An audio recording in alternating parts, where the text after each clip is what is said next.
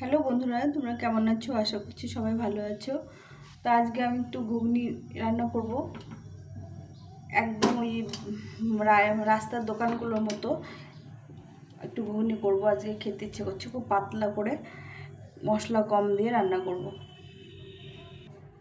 এখানে আমি মটরটাকে সেদ্ধ করে নিয়েছি। মটর সেদ্ধ হয়ে গেছে, একটু খোসাগুলো বেরিয়ে গেছে, একদম সেদ্ধ হয়ে গেছে।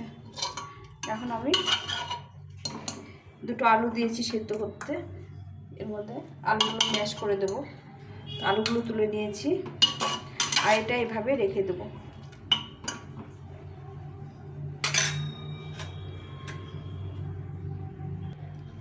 একটু নুন আর হলুদ দিয়ে মটর আর তেল দিয়ে মটরটাকে সেদ্ধ করে নিয়েছি। এখানে কড়াইটা গরম হয়ে গেছে, আমি সরষের তেল দিয়ে রান্নাটা করব। সরষের তেল দিয়ে দিলাম, তেলটা গরম হয়ে গেছে। একটা শুকনো লঙ্কা ফাটিয়ে দিলাম আর একটু সাদা জিরে দিয়ে দিলাম। দিয়ে এর মধ্যে এই একটা পেঁয়াজ কুচি করে রেখেছিলাম, কিছুটা পেঁয়াজটা দিয়ে দিলাম।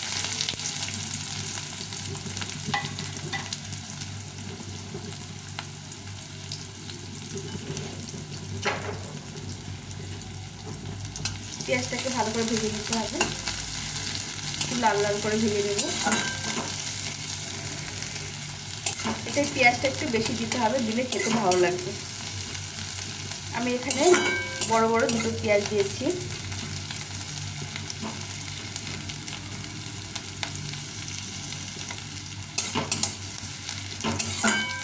পেঁয়াজটা একটু ভাজা হয়ে গেলে এর মধ্যে টমেটো দিয়ে দেবো। পেঁয়াজটা লাল লাল করে ভেজে নিয়েছি। এখন এর মধ্যে একটা টমেটো, বড় টমেটো কেটে রেখেছিলাম, টমেটোটা দিয়ে দিলাম। এটাকে ভালো করে একটু ভেজে নেব।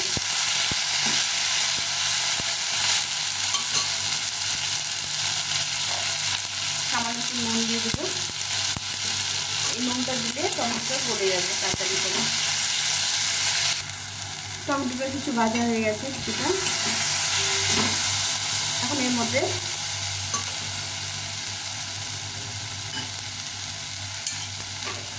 এখানে কিছুটা আদা আর রসুন বেটে রেখেছিলাম, এটা দিয়ে দেবো। 1 চামচ মতো আদা রসুন বাটাটা দিয়ে দিলাম। দিয়ে এটাকে একটু কষিয়ে নিতে হবে, ভালো করে ভেজে নিতে হবে। আদা রসুন যেন কাঁচা গন্ধটা না থাকে সেভাবে ভেজে নিতে হবে।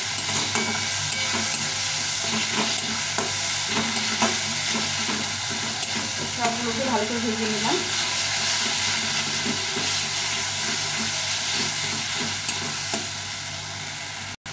এখন একটু জল দিয়ে দেবো, একটু লেগে থাকছে, জল দিয়ে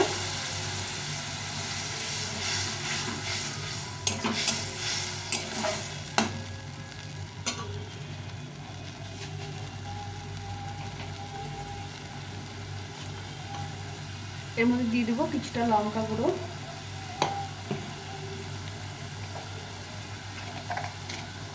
স্বাদ মতো লবণ,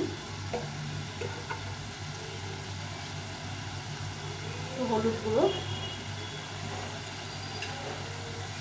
আর এখানে আছে জিরে বাটা। আদা বাটা দিয়ে দিয়েছিলাম আগে, এখানে জিরে বাটা দিলাম। দিয়ে এটাকে ভালো করে কষিয়ে নিতে হবে।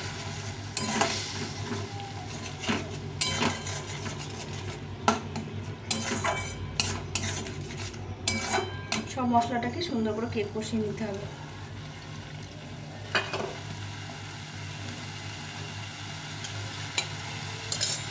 তো এই জিরে বাটা ছিল, সেই বাটিটা ধুয়ে একটু জল দিয়ে দিলাম। দিয়ে এটাকে ভালো করে কষিয়ে নিতে হবে, যেন কোনো গন্ধ না থাকে, একটা কাঁচা গন্ধটা সেটা যেন না থাকে। এই মশলাটাকে ভালো করে কষিয়ে নিতে হবে।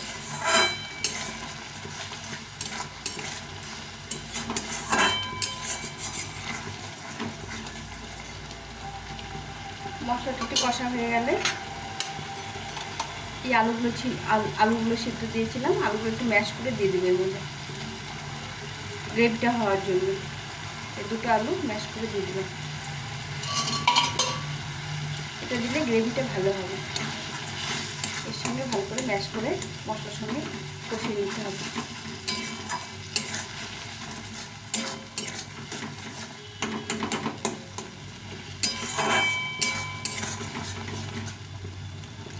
ভালো করে কষিয়ে নিতে হবে। মশলাটা কষা হয়ে গেছে ভালো করে।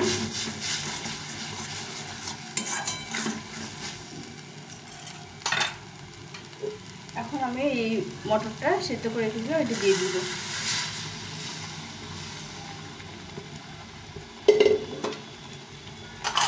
দিয়ে এটাকে ভালো করে ফুটিয়ে নিতে হবে। আর কিছুটা জল দিয়ে দিতে হবে এর মধ্যে।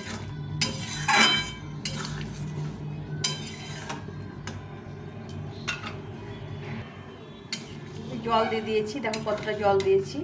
একদম রাস্তার যে ঘুগনিগুলো হয় প্লেটে করে দেয়, উপরে একটি পেঁয়াজ ছড়িয়ে দেয়, সেই ঘুগনিগুলোর মতো আমি আজকে ঘুগনি বানালাম। এটা খেতে অসাধারণ লাগে, আমার তো ভালো লাগে। তোমাদের কেমন লাগে অবশ্যই কমেন্ট করে জানিও। তো এটাকে একটু ফুটিয়ে নিয়ে আমি যে মটরটা সেদ্ধ করেছিলাম সেই সবটা জলটা সহ সেটা দিয়ে দিয়েছি। ওটা আর ফেলিনি, ওটা সহ আমি দিয়ে দিয়েছি। তো এটাকে ভালো করে সেদ্ধ করে নিতে হবে একটু। আমার ঘুগনিটা হয়ে এসছে, ফুটে গেছে ভালো করে। এখন আমি একটু স্বাদের জন্য একটু চিনি দিয়ে দেবো, একটু মিষ্টি মিষ্টি হলে খেতে ভালো লাগে। সামান্য একটু চিনি দিয়ে দিলাম। তো বন্ধুরা কেমন লাগলো? একদম সিম্পলভাবে, একদম মশলা কম মশলা দিয়ে এই ঘুগনি বানিয়ে নিলাম, মটরের ঘুগনি। এখন আমি এটাকে নামিয়ে দেব।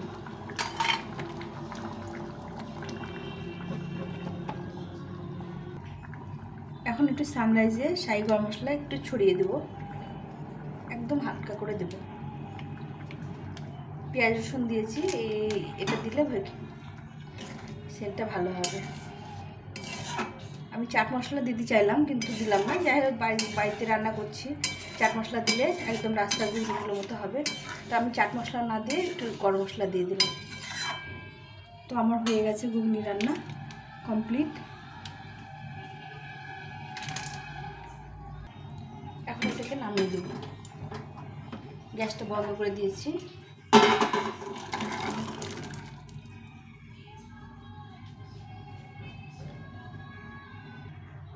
তো আমার ঘুগনি হয়ে গেছে, দেখো একদম পাতলা করে করেছি। মটরগুলো গোটা গোটা আছে। এইভাবে করে রান্না করো, খেতে ভালো লাগে, খুব ভালো লাগে খেতে।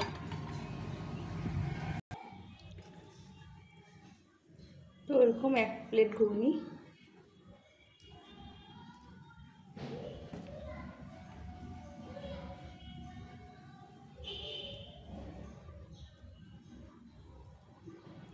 একটু ঝোল দিয়ে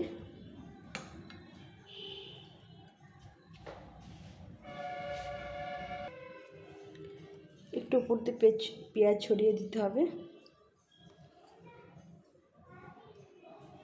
তো আমার হয়ে গেল এই রাস্তার দোকানে ঘুগনি। তো বন্ধুরা, তোমাদের কেমন লাগলো রেসিপিটা আর কেমন লাগলো ডেকোরেশনটা অবশ্যই কমেন্ট করে জানিও। লাইক, শেয়ার, সাবস্ক্রাইব করে পাশে থেকো। অবশ্যই কমেন্ট করো কেমন লাগলো। একদম দেখো রাস্তার মতো যে প্লেটে করে ঘুগনিগুলো দেয় সেই রকম করে আমি আজকে ঘুগনিটা করেছি। তো বন্ধুরা, সবাই ভালো থেকো, সুস্থ থেকো। এখন এই পর্যন্তই, টাটা।